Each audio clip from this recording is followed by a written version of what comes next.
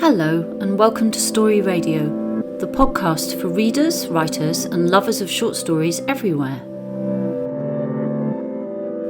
Today we're listening to Loverman, written by Lindsay Gillespie.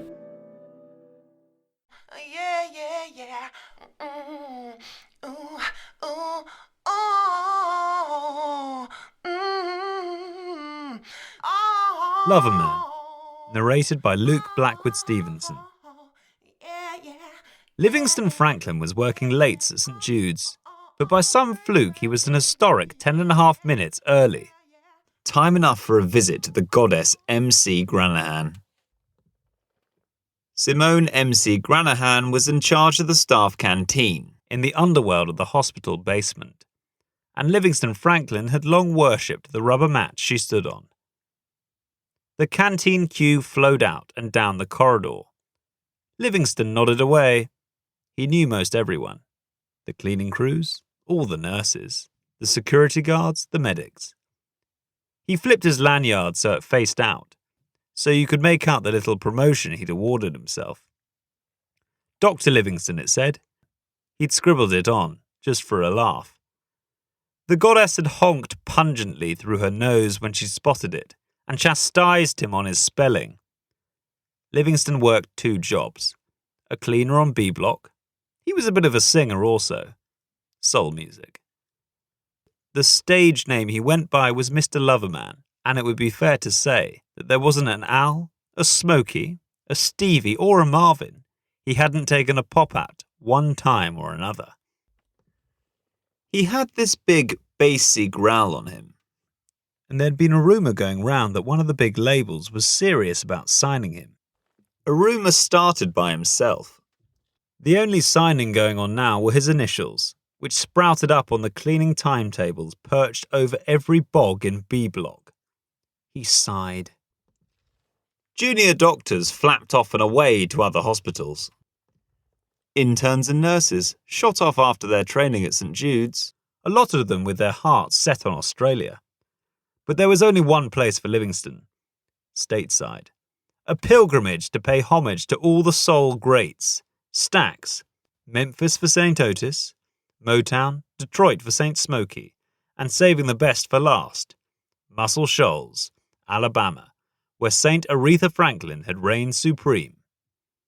But here he was still, Nowheresville. The queue wasn't shifting. Time to diddle with his playlist. Freshen up the running order. He shuffled Al Green up front and pushed Sam Cooke back a little. His opener would be Luther's Never Too Much, in orthopedics. This Old Heart for the top of B Block staircase. Then he'd polish off the shift with Have You Seen Her, which would go nicely with the floor waxer on C Wing. The cue was slow tonight. Time for his warm-up. Inhale for 4 beats, then hold for 7, 8, 9, and exhale for 10, and repeat. Nostril clearing next. 2 nurses from Casualty turned around startled. He was halfway through the throat gargler when the curtain of steam parted, and M.C. Granahan manifested behind her silver counter. Tonight she blazed in a shocking pink St. Jude's tabard. Her crown of braids dyed to match. Her arms ran glossy with sweat. She fixed a look on him. Putting folks off their break again, Franklin? Loverman was smitten and terrified in equal part. 1 Ribena, please, Simone. 1 Lucozade and a small chamomile tea. His voice sounded squeaky all of a sudden. For the throat. He was the only gent in the staff canteen that went in for the herbal teas. Simone smirked and turned to kick the churning dishwasher. The machines at St. Jude's were the only things that dared disobey her.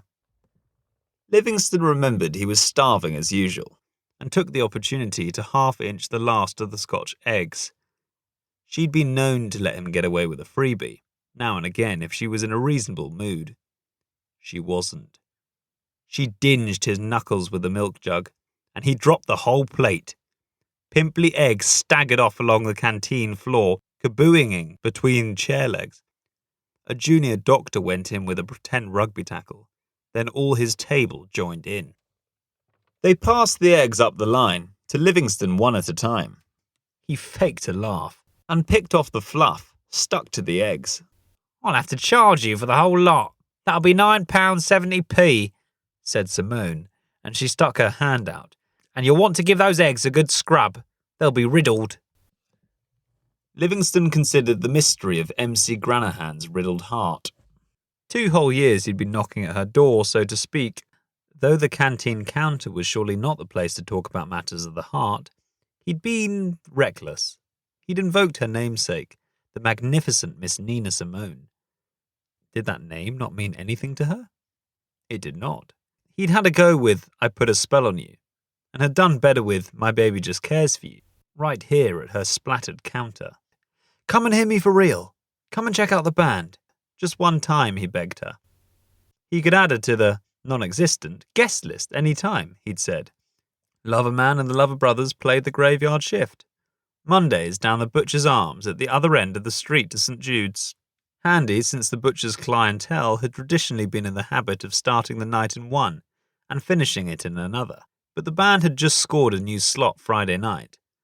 Biggest night of the week. "Come tonight." He'd chipped away at the boateous MC Granahan exterior until she cracked. "This one time," she said. "Then put a sock in it. That clear? And the drinks are on you, right?" Livingston squeaked his assent. "And her." Simone nodded in the direction of Rita Earno's throat, who recently seemed to be on all the same breaks as Livingston. "Stick her on the guest list too. Though she's more of a porn star martini sort of girl, aren't you, Rita?" Rita smirked. "And we'll be after a nice big bag of nuts, Livingston," she said. The 2 women cracked up. Rita and Livingston had had their fair share of run-ins. The most recent was to do with some Brazil nuts. Halfway through a shift, peckish as per usual, his habit was to lap the nurses' stations, going slop with the mop until the coast was clear. Grateful, and it had to be said, deeply unimaginative patients heaped the nurses with box after box of Quality Street, Milk Tray, Black Magic After Eights, Matchmakers. Cheap crapola. Too much milky chalk clogged up his throat, so it was a relief to come across something different. Brazil nuts. Loads. 5 boxes. He'd been shoveling them in when Rita pounced. "Caught you with your mouth full, Liv." A nut stuck skew ways in his gullet. "Just a little something for the throat, you know." "Chocolate Brazils, gent in the end bed," she said. "His daughter bought it in a box for him every single day. His favourite, she said. Then, when she'd gone home, he'd get stuck in, sucking the chocolate off, then stick the nuts back in the box. I used to watch him do it." Franklin felt the nuts scrape his windpipe, all the way down. He had a small choking fit. "See you tonight." Rita turned and walked away. His heartburn was back. Down at the Butcher's, and the big night wasn't going to plan. "Terry said anything about the money yet?" Terry was the Butcher's new manager. "He's got massive plans to shake the place up, and that's why he's giving us a crack at Fridays," said Aubrey, the bass guitar. "So, it's more money then?" asked Livingston. "Bound to be.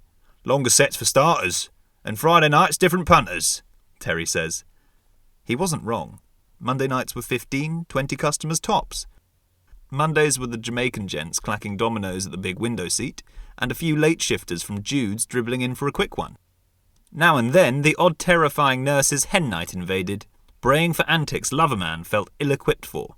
On these occasions he rued his mum's Dundee side for his physical shortcomings. His freckles, his eyelids were freckly even, and his ginger beer-coloured ringlets, though now his hair was after dropping out, that was less of a problem. Or more of one. Whatever, resembling a ginger Oompa Loompa was never going to be a top look for a soul man. It had held him back, no doubt about it. Franklin looked around. This Friday night mob looked up for a rave, all dressed up. They were playing the biggest function room, and it was heaving. 50, 60, more. The only ladies in the house he could see were Simone and Rita. From what Franklin could make out from the stage, Simone and Rita had 1,000,000 wine glasses twinkling on top of their table, and an industrial-sized wine bucket with bottles sticking out the top. He hadn't sung a note yet. Loverman felt more heartburn coming on. Writing out his playlist would give him focus. Franklin crossed it out again. He wanted to get it right, make an impact. The band was fannying around with the amps. They were acting off with him, tonight of all nights. Aubrey was in a moody and asked him why he hadn't got back to him. He claimed he left Franklin at least 6 messages on his mobile. Franklin crooked a look over at Simone and Rita. "Been busy, haven't I?" Aubrey followed his look. "The both of them live? Ooh-wee!" From what Franklin knew, Aubrey still lived with his mum. And the rest of the Lover brothers' love lives was nothing to write home about either. Keith bounced around the sofas of any ex still speaking to him, and Wicks the Sticks was crashing at his grandma's since the latest lady had given him the heave-ho. "Does it never cross your mind to check your messages? The boys and me were wanting to make a few changes." "Me too," Franklin glared back. The Lover brothers had been on the slide a good while. Standards had slipped like the trickle of ketchup down Aubrey's lapel. Showtime now. The making a few changes stuff would have to wait. Livingston buttoned his jacket and hauled himself up on stage. "South London!" he wailed. The mirror ball blinded him. "Hope you're in the mood tonight for a Butcher's Arm special, a big bowl of soul. You're in for a treat. We're the what?" His voice wobbled. He had never died on stage before. We're the Lover brothers, and we've got..." The feedback was making his fillings scream. "Aubrey Casey on the bassy. Wicks Sticks cooking up tricks, and, He turned and saw the band had their backs to him. The band always performed a little showboating after each name check, but tonight of all nights they couldn't be asked. "I'm Mr. Loverman. Tonight I'm dedicating our first song to a certain someone special," he slobbered into the mic. The band skidded off into Let's Get It On, and Franklin looked down to see Rita, ear, nose, throat's hand crawling all over Simone's backside, which led him to make a right dog's dinner of I Believe in Miracles, when there was a bit of a skirmish down the front. Someone was jumping, pogoing, the lad in the glitter jumpsuit. He'd stormed the stage, a stage invasion, their first one ever. If Simone and Rita could just take a breather, they'd be well impressed. The Lover brothers had fans, real crazy ones. Livingston stepped across to gently remonstrate, but Glitter Boys swung the mic off him. Livingston took a dive at him, with Aubrey joining in, but he nutted Livingston instead. The room exploded. "Disco! Disco! Disco!" chanted the boy, and more boys piled up on stage, joining in. "Disco! Disco!" they hooted. No way could Franklin take this lying down, and he flew at Glitter Boy, who was loads stronger than he looked, and had in any case been joined by a chap in feathers who sent Franklin flying. Franklin was carried out of the butcher's, and suffered the indignity of being patched up in St. Jude's A&E. His phone pinged away. Aubrey. 7 stitches, Franklin said when he answered. 7 stitches and a black eye. "Tell Terry to stuff his Fridays." "I'm sorry, but we've been trying to tell you, this Loverman stuff, it's lame, it's old school, it's over. Terry's after this makeover. We can be part of it, he says, if we make some changes." Franklin spat out a tooth, together with one word into the phone. "Judas!" He thought it wisest to leave things with MC Granahan after that, and dodged the canteen. He took into carrying a thermos of herbal tea and some bread and butter brought in from home. The rota tonight was B block stairs, orthopaedics, then finish up in cardio. Franklin had copped the lame cleaning cart, the one with the wonky wheel that steamrollered your toes, which happened straight off. "Thank you very much," he said out loud to it in an empty corridor. He needed a breather to distract him from the throbbing love train. The end of the corridor had a bounce-back echo and gave the song the rousing funk it needed. Livingston swirled the broom like the mic stand. Darren from maintenance was passing.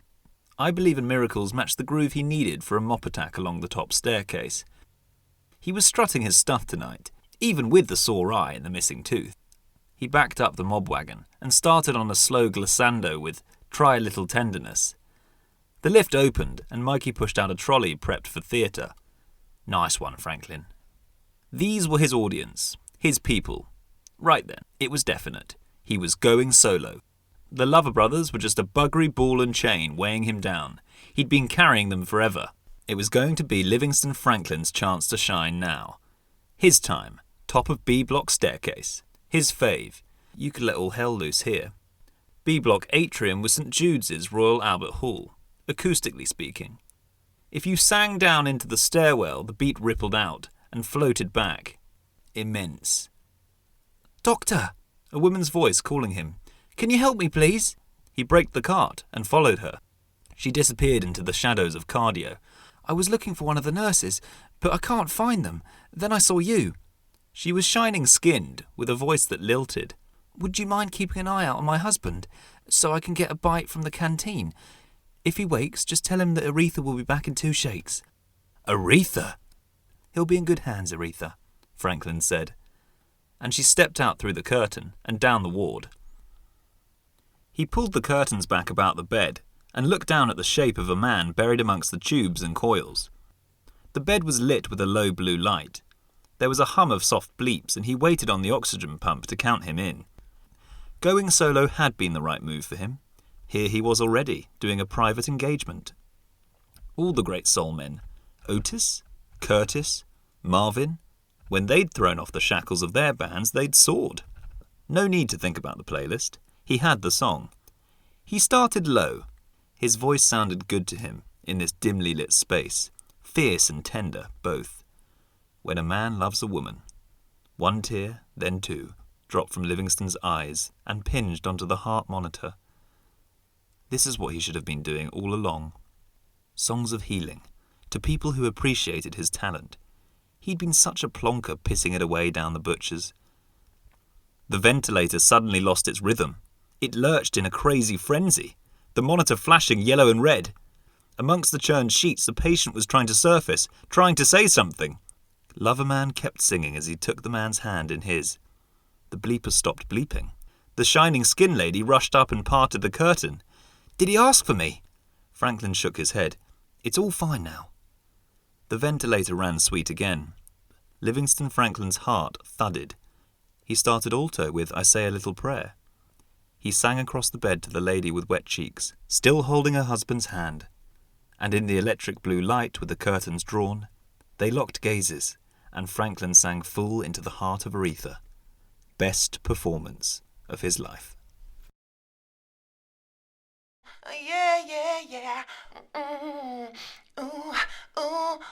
That was Loverman.